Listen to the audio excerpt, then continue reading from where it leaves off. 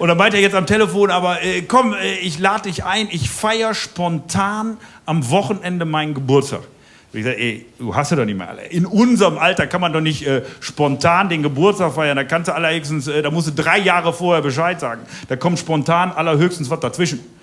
Bei mir ist das so, wenn ich mit meinen Kumpels hier Geburtstag feiern will, dass um 12 Uhr noch jemand da ist, dann muss ich rein feiern. Dann hat er mich ganz anders.